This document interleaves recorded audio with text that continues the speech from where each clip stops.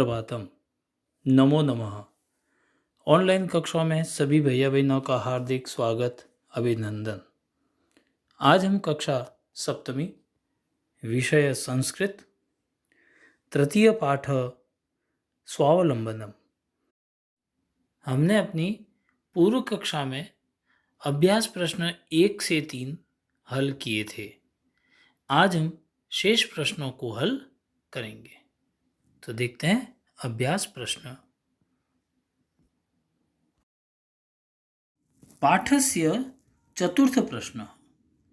मंजूषातः अंकानां कृते पदानि चिनोत।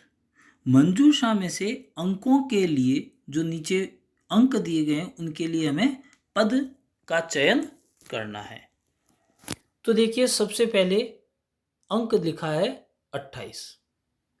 तो देखिए 28 में 8 और 20, तो पहले 8 और फिर 20, तो यहाँ शब्द आएगा अष्टाविंशति ही। इसी प्रकार द्वितीय अंक दिया है 27, तो उसके लिए शब्द आएगा सप्तविंशति ही। तृतीय अंक दिया है 30, तो इसके लिए शब्द आएगा त्रिंशत। अगला अंक है 31। अब देखिए 30 अपन ने भी लिखा है, तो 30 के आगे 1 लगा देंगे पहले, तो क्या हो जाएगा एक त्रिंशत। तो ऊपर देखिए एक त्रिंशत शब्द दिया है। इसी प्रकार अगला अंक है 24। तो 24 में देखिए पहले 4 और फिर 20, तो वह शब्द आएगा चतुर्विंशति ही। और अगला अंक है 40। तो 4 0 40 और 40 के लिए शब्द आएगा चत्वारिंशत्। इसी प्रकार अंतिम अंक है 50। तो देखिए 50 के लिए कौन सा शब्द बच गया है पीछे, पंचाशत। बिल्कुल सही बताया। तो अब यहां आएगा पंचाशत। इस प्रकार हमारा यह चतुर्थ प्रश्न भी समाप्त हुआ।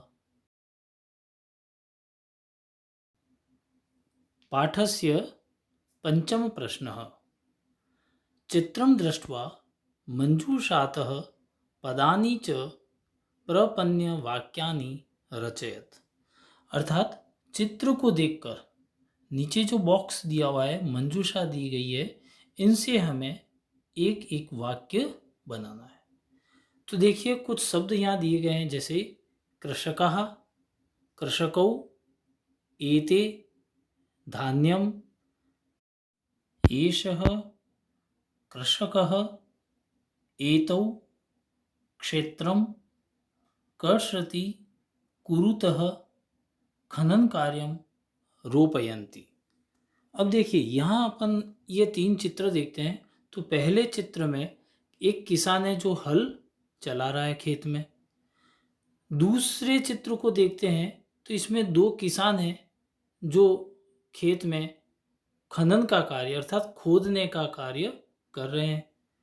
और तीसरा चित्र यदि हम देखते हैं तो इसमें बहुत सारे किसान हैं और वो कुछ रोपने का कार्य अर्थात फसल बोने का कार्य पानी में कर रहे हैं।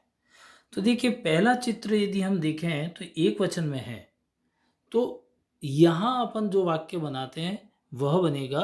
देखिए ऊपर जो मंजूषा दी गई है इसमें से कुछ शब्द अपन लेते हैं। एषः कृषकः क्षेत्रम कर्षति। ये चारों शब्द अपने इन मंजूषा में से लिए हैं जो एक वचन के हैं। तो हमारा वाक्य बन गया एषः कृषकः क्षेत्रम कर्षति। अर्थात यह किसान खेत को या खेत में हल जोतता है या हल चलाता है। इसी प्रकार दूसरा चित्र हम देखते हैं तो उसमें 2 किसान हैं। तो यहाँ जो भी अपन शब्द ले रहे हैं वाक्य बनाने के लिए वे द्विवचन के लेते हैं। तो देखिए वाक्य बनेगा एतौ कृषकौ खनन कार्यम कुरुतः। अर्थात ये 2 किसान खनन का कार्य अर्थात खोदने का कार्य करते हैं। इसी प्रकार तीसरा चित्र यदि हम देखते हैं तो उसमें बहुत सारे किसान हैं। तो इस आधार पर हम बहुत सारे बहुवचन शब्दों का प्रयोग करते हुए एक वाक्य बनाते हैं, एते कृषकाः धान्यम रोपयन्ति। अर्थात ये किसान धान को अर्थात फसल को रोपने का कार्य कर रहे हैं या करते हैं। तो इस प्रकार हमारा यह 5वां प्रश्न भी समाप्त हुआ। पाठस्य षष्ठ प्रश्न अर्थात पाठ का 6ठा प्रश्न, अधोलिखितान समयवाचकान अंकान पदेषु लिखत। अर्थात नीचे दिए गए समयवाचक जो अंक हैं उन्हें हमें पदों में अर्थात शब्दों में लिखना है। तो देखिए पहला उदाहरण दिया हुआ है 10:30 अर्थात 10:30 बजे। तो देखिए साढ़े यानी आधा, तो उसको अपन संस्कृत में कहते हैं सार्ध। और फिर है 10 बजे का समय, तो फिर लिखेंगे 10। और बजे, बजे को अपन कहते हैं वादनम, तो पूरा शब्द बना 10:30 वादनम। इसी प्रकार इसके सामने अंक लिखा हुआ है 5 बजे। अब 5 बजे को संस्कृत में अपन कहते हैं 5 को पंच और बजे को वादनम, तो पद बना अपना पंच वादनम।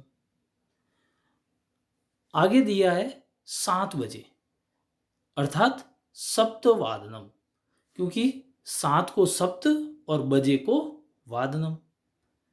इसी प्रकार चौथा पद दिया है 3:30। अब देखिए 30 मिनट अर्थात साढ़े, तो साढ़े को संस्कृत में अपन कहते हैं सार्ध और 3 को कहते हैं त्रि और बजे को वादनम, तो पद बना अपना सार्ध त्रि वादनम। इसी प्रकार अगला अंक है 2:30 अर्थात 2:30 बजे हैं, तो वही सार्ध द्विवादनम। अगला देखिए 9 बजे, तो 9 को नव और बजे को वादनम, तब नव वादनम।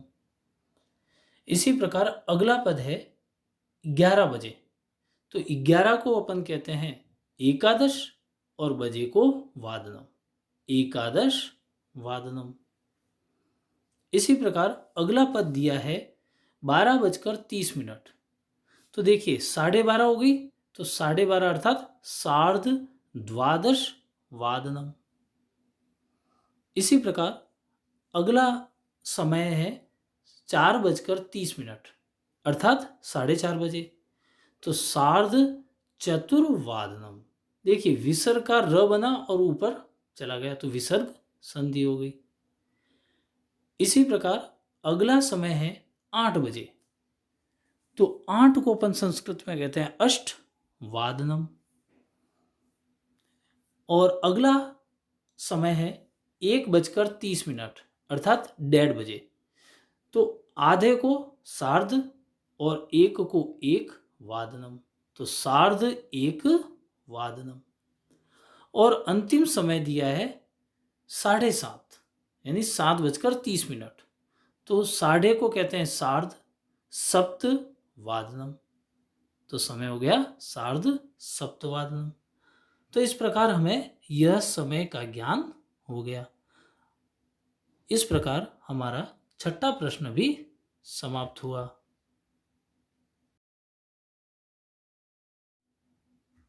पाठस्य अंतिम 7म प्रश्न, मंजूषातः पदानि चित्वा रिक्त स्थानानि पूरयत। अर्थात नीचे मंजूषा दी गई है, इनमें से हमें एक पद को लेकर रिक्त स्थानों की पूर्ति करनी है।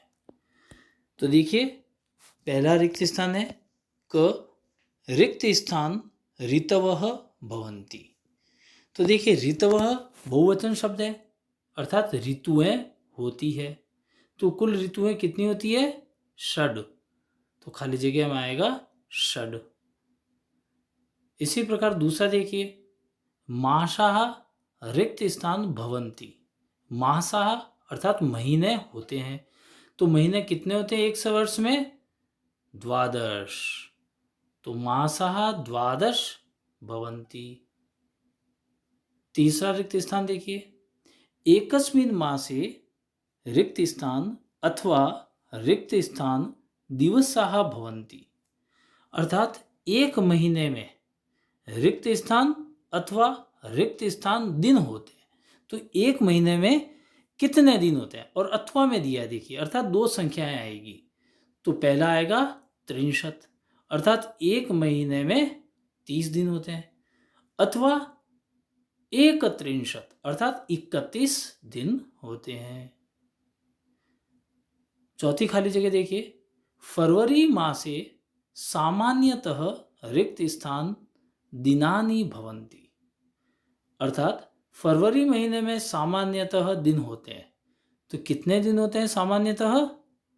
अष्टाविंशतिः, अर्थात 28 दिन होते हैं।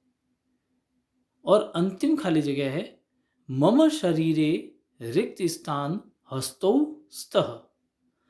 मेरे शरीर में खाली जगह हस्तौ स्तः अर्थात हाथ है। तो हमारे शरीर पर कितने हाथ है? द्वौ। तो उत्तर होगा द्वौ। तो इस प्रकार हमारा यह अंतिम प्रश्न भी समाप्त हुआ। अगली कक्षा में फिर मिलेंगे, तब तक पुनर्मिलामः।